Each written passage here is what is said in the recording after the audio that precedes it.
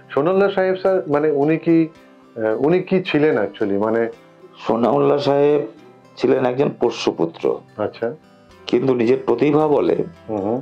তিনি এখানে এমন ব্যবসা মানে বিশেষত ধান, পাট, গুড়, গুড়িয়াপাড়া নামটাই বেগুনটারির যে নাম ভিতরে কামারপাড়ার মোড়টা ওটা ছিল গুড়িয়াপাড়া। আচ্ছা, গুড়িয়াপাড়া। এই গুড়িয়াপাড়া অঞ্চলে গুড় এইসব বিক্রিও হতো।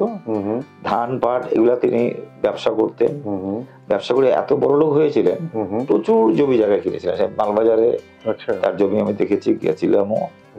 কারণ সোনাউল্লাহ সাহেবের নাতি, আমাদের এটা ছেলে, এরা আমার সঙ্গে খুব যোগাযোগ, বন্ধু সাহেব এরা খুব যোগাযোগ করতেন, আসতেন আমার বাড়িতে, দুজনে আমরা ঘুরতাম বাহাদুরে, জলপাইগুড়িতে।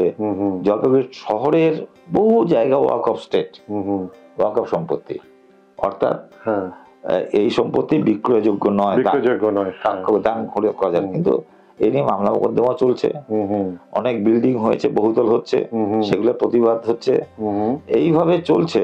কিন্তু এদের যে দান, এই দানগুলো আজকে এই পুরাতন মসজিদের নির্মাণ, এই পাহাড়পুরে মসজিদ আছে, পুকুর আছে, দিঘি আছে, স্কুল করেছেন, এইসব বিষয়গুলো আমাদেরকে খুব মুগ্ধ করে। একদম।